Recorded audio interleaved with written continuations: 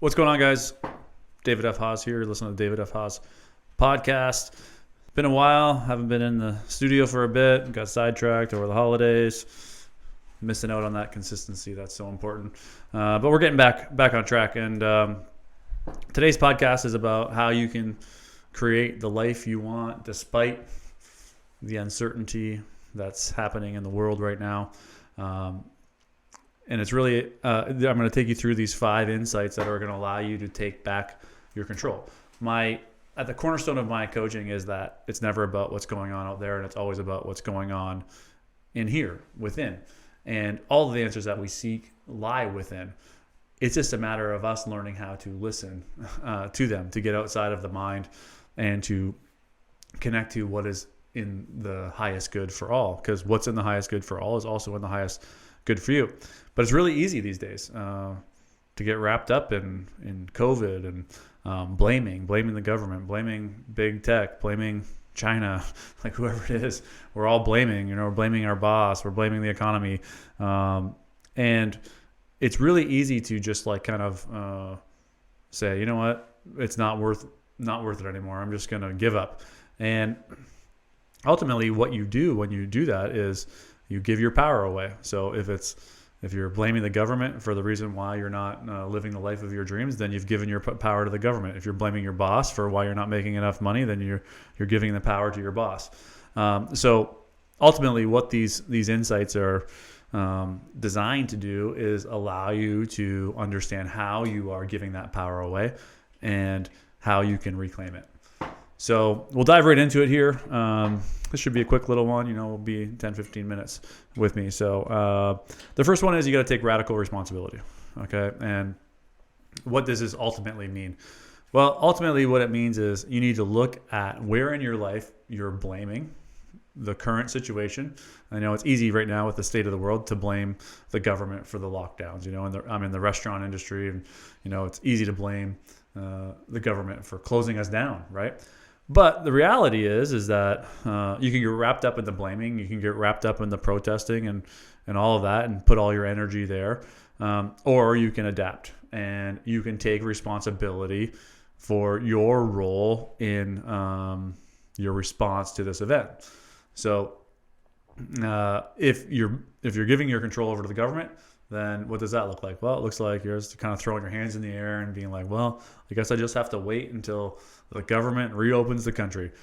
But if you're taking full responsibility, it's like more so saying, okay, how do we adapt from here? And there's been a lot of businesses that have been able to adapt really well, that move to more delivery models in the restaurant business, guys that have gotten really creative in the restaurant business and created these huge outdoor dining areas that are essentially indoors, which is kind of backwards. But anyways, there are things that you can do to control your destiny, and we are not at the mercy of forces out there. The only way we allow ourselves to be at that mercy is if we allow them to take their control from us by us blaming them, right? So I guess the rule is here, look to your life where you're blaming. Who are you blaming for why you're not successful? Who are you blaming, or what are you blaming for why you're not in shape, why you're not happy? Make a list of those things and then look at what your role was in you getting there. And I'm going to give you an example of this quickly. So when I was in business, I had owned a few restaurants and bars, and I basically made the decision to that I wanted to expand and try and make more money. And then it didn't work. I had spread myself too thin, and I talk a lot about this over the course of my podcast. But basically, the model that I had created at my primary business back then, which was Treehouse, I tried to duplicate in other areas, but I tried to duplicate it without having any leadership skills, without having enough capital.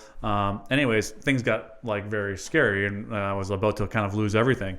And I was blaming my business partners, I was blaming my employees, I was blaming the government, I was blaming the city of Windsor, the city that I live in. And it's like, and then there was this one day I was sitting with my mentor Andrew, and it was like we were talking about taking full responsibility, and he had been telling me about this for a long time, but it just finally clicked, and I came to this realization that there was only one person that had created this reality for me, and that was myself.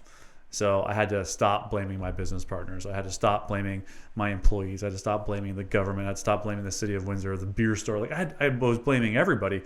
And I was like, I was the reason that I was failing, or I had failed actually at that moment.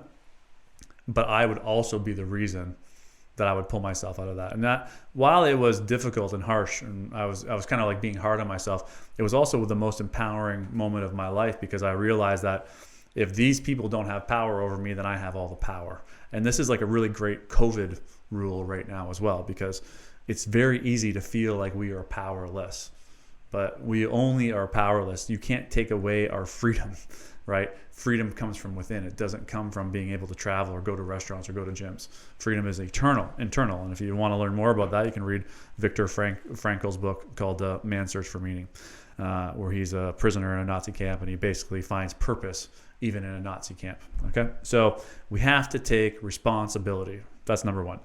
Number two is self-doubt.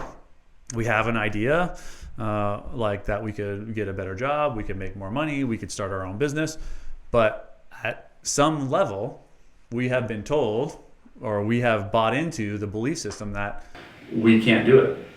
Okay, and if you really truly believe that you can't do it at a subconscious level, and listening to this podcast is the awakening for you that you are doubting your own abilities. And if you suffer from this self-doubt, you are going to create all kinds of mechanisms that prevent you from starting. Okay, so what do these mechanisms look like? Well, they look like excuses would be one. So it's like, well, I would start that business right now, but we're just about to buy a house, and I don't want to let things like I don't want to leave the security of my job. Oh, I have benefits at my job. If I went to start my own business, I wouldn't have benefits anymore. So you create all of these little excuses, and all of these are programs that are designed to keep you safe, right? So in self-doubt, there's a belief at your core that you can't do it. And if you believe at your core that you can't do it, then you are not going to do anything, right? So with the recognition that self-doubt is limiting you, you begin to take back your power, right? Because it's no longer underneath the surface. You are now looking at it. And I use this analogy for kind of like learning to look at, our ego. And it's kind of like, when you see a guy like just dancing on the dance floor, he's having the time of his life, and like there's not a care in the world. And all of a sudden you're staring at him, watching him, and he catches your eyes and realizes you're staring at him, and immediately he stops, right? So self-doubt is the guy dancing, and he's just having the time of his life, and he's dancing, he's controlling everything, right? Until you finally look at him, and then he has to stop, right? So just by recognizing that self-doubt is holding you back, you begin to take back your power from it. The next step into this is going deeper into the coaching. We're not going to go into this, but the next step is to understand where that self-doubt began in your life. For me, it began when I was like a bad speller in school, so I needed extra help. So I basically created a belief system that I wasn't smart, which created self-doubt. And that self-doubt stuck with me throughout my entire life until I was able to identify that incident, deal with the shame and embarrassment that was associated with it, and then I was able to transcend the self-doubt and move forward. Okay? All right, so number 3, the third insight to create the life that you want despite what's going on out there in the world is to recognize that fear is probably what is dictating most of your decision making. Okay, so again, just like with self-doubt, there is this subconscious fear that is preventing you from moving forward. And the crazy thing about the ego is that it's subtle and it's sneaky and it's subconscious until we bring it into our consciousness. So recognizing that the fear of failure is what is holding you back from starting whatever it is that you want to start. Now, I'm not just talking business. I'm kind of using the business model, but I'm talking like if you want to start a podcast, if you want to start, if you want to get into better shape, if you want to keep your house cleaner, whatever it may be, there's some sort of something, survival pattern is what the word I was looking for, that is holding you back from doing that. One of those survival patterns is fear. So it's like if you tell everybody I'm going to lose 50 pounds and then you fail You're fearful of what people are going to say when you don't lose the weight. You're fearful of what people are going to say because you're overweight, right? So that fear of what people are thinking or the fear of judgment could be another limitation that's holding you back to go even deeper into this thing. But mainly what we're talking about here in this number 3 is the fear of failure and the fear of judgment from other people. So when you put yourself out there, when you move outside of your comfort zone, when you get outside of the safety, the safety of the known, or when you get outside of the harbor, if we're talking in sailing terms, and you go into the uncertain seas, people are going to be like, what the fuck are you doing? Right? It's like, why are you leaving the harbor? Like, this is where it's safe. But it's like, it's only when we get uncomfortable that we grow. And we need to recognize that the fear of what other people are going to say and the fear of judgment is going to hold us back. This is exactly what happened to me throughout the course of my entire life. I started my first business when I was 16 years old, and my friends and family thought it was cute back then. This 16-year-old kid starting, and they were all supportive. But then when I decided to invest a bunch of money and buy a restaurant or a bar, they were all, what the hell are you doing? Like, you're going to lose your shirt. This is a tough industry to make money in. There was all of this judgment that was coming on me. And back then I didn't have the conscious awareness to analyze those programs as they came in. So I began to take them on. And holding on to those programs is probably what limited my success in the early days. So we need to recognize that we're allowing other people's judgments to prevent us from moving forward. Great. The second thing we need to recognize is that we're scared to fail. Okay? But failure is the key to success. Okay? You need to fail in order to realize that failure is not that bad. In our minds, we create this image or this vision that if we fail or fall down, it is going to be the worst thing that ever happened to us. But when you fail, you realize it's not that big of a deal and people don't really care that much, right? Again, if you recognize where you failed in the past and the pain that you experienced when you failed and are able to go back there and feel that pain, it'll take away from today's fear of failure, right? Because all of these things are programs that we've bought into. And we need to unprogram in order to transcend so that we can begin living the life of our dreams. If the fear of failure is preventing you from moving forward, then it's preventing the highest version of yourself. So we want to recognize that our fear is what is truly holding us back. And how do you transcend it? Well, you go through the scenario, the and then what scenario. So let's say you spend $100,000 to start a business and it fails, and then what? Well, then you're going to be $100,000 in debt. Well, and then what's going to happen? Well, I'm going to have to go get a job to pay back that loan. And then what's going to happen? Well, everyone's going to make fun of me, right? And you recognize that this scenario isn't that big of a deal. It's like you're going to be okay. Step 4, or the fourth insight to how to take back your control, is laziness. It's like, it's really simple. Human beings are, they're genetically programmed to do whatever requires the least amount of effort, right? This is why the whole entire world went out to get a vaccine instead of actually looking at their overall health, right? And it's like, it's way easier to get a shot than it is to eat well and exercise every day, right? It's way easier to slouch instead of holding your shoulders back, right? So to create good posture. So it is within our genetic predisposition to be lazy. So first thing you can do is you can have like a little bit of like humor and recognize that we're lazy, and we're all lazy, right? Like last night I was supposed to record this podcast and I like just didn't want to do it and I didn't do it, but then I had having to do it today. So it's like, it's even in me. But the first thing to do with laziness is to recognize that we're all lazy. The second thing to do is to also recognize that we have power over our minds. Okay? And when I say we, I'm talking about the higher self, our consciousness, our soul, our spirit, whatever, our essence, whatever you want to call it. But there is something greater than our minds that is the true version of who we are. And that consciousness has power over the mind. So let me give you an example. Tony Robbins has a cold plunge in his backyard, right? And every morning he goes up to that cold plunge and his mind says, don't jump into the water. And then he jumps in the water anyway, right? And he does that specifically to train his mind that his mind does not have power over him, okay? So with the recognition that we are all lazy, and we can kind of look at that laughingly, like jokingly, lightly is the word I was looking for. You can kind of look at that lightly.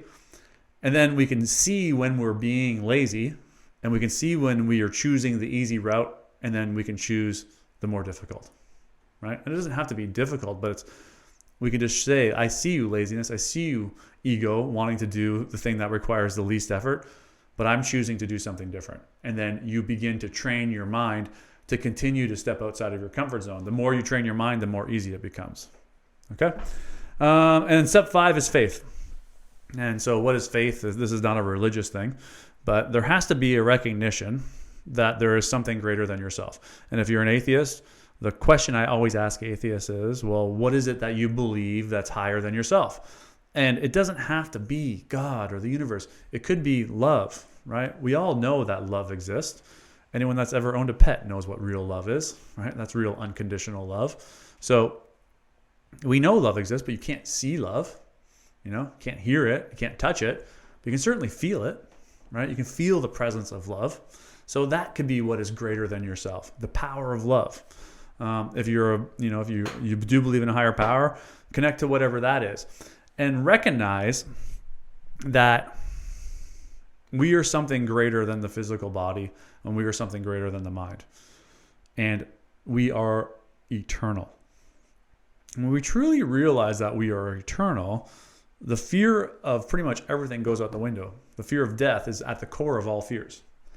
And when we recognize that this human experience is only temporary, and we will go on after the physical body dies, then we can begin to realize that, everything's going to work out. Even if we die, everything's going to work out. We're going to be okay. Now, I know that's a tough concept to understand. So I'll give you a second caveat to this idea of faith. In order to achieve it, you need to believe it. So you need to believe that you can accomplish whatever it is that you have set out to accomplish. If you set out to accomplish making $1 million, you need to believe that you can literally do that. If you set out to accomplish losing weight, you need to believe that you can do that. And once you believe it, you will achieve it. What is the barrier to belief, though? This is the question where people get lost, because this slogan, once you believe it, you will achieve it. But what they miss in that slogan is, well, what is preventing you from believing it, right? And the thing that's preventing you from believing it is all of the programs, all of the stories, all of the emotional traumas that you experience throughout your life. These emotional moments, these original incidences created programs and patterns that prevent you from believing that you are capable of achieving whatever goal you have set out to achieve. Once you shine the light of awareness on these limiting stories and beliefs and emotions that you are avoiding feeling, then you begin to learn how to let them go, and then you remove the barrier to living your best life. So with faith, you have to recognize that this power that's greater than you is constantly moving you in the direction of the best version of yourself. It's constantly moving you in the direction of what is in the highest good. And again, what's in the highest good for all is in the highest good for you. So when you really, truly understand that and believe that, you will begin to see the good in all, right? You'll begin to see the good in even the worst days of your life. You'll be able to look back and say, wow, remember that moment? Well, because of that moment, I came to this awareness, and now I've been able to transcend the fear of failure because I failed so hard and it wasn't that bad, right? And so once you recognize that even the trip ups throughout your life are the things that ended up shaping you the most, and they were moving you towards the best version of yourself. I'll give you an example of that. So an alcoholic, for example, hits rock bottom. He crashes his car. He kills somebody, if you want to get really extreme, loses his job, wife leaves him, kids hate him, whatever. Like, just think of the worst. But because of that rock bottom moment, he was finally forced to get help and get sober. And then from that, he creates a life where he gives back and helps others. And even if he saves one other person's life, right, it was worth it. And so that moment that seemed to be the worst thing that could possibly ever happen to anybody ended up being the greatest transformational moment of his life. So When we understand that this higher power is pushing us towards the best version of ourselves, we can just have faith that we are being guided, even if we're making the wrong decision, that we are being guided towards that version of ourselves. And when we truly, fully believe that, we can kind of just take the pressure off ourselves and stop trying to figure it out on our own. And we can turn it over to God. It's like you ask, you have not because you ask not. And if you're not connecting to a higher power and you're not asking for the help, if you're not telling the universe what it is you want, then how is the universe supposed to know how to help you, right? So you want to be constantly asking for help for yourself, and you want to constantly have faith that that help is going to come into your life. So those are the 5 insights to take back your control. There's nothing out there that is preventing you from living your best life. It's only what is happening within inside of yourself. So you need to learn first to become aware of it. Second, to learn how to let go from it. And then third, you need to go out and take action and get after it. And if you do that, if you follow these 5 insights, you can start living the life of your dreams. So thanks for taking the time to listen to the podcast. Don't forget, click that subscribe button. If you're watching on YouTube, click the thumbs up, click the like button.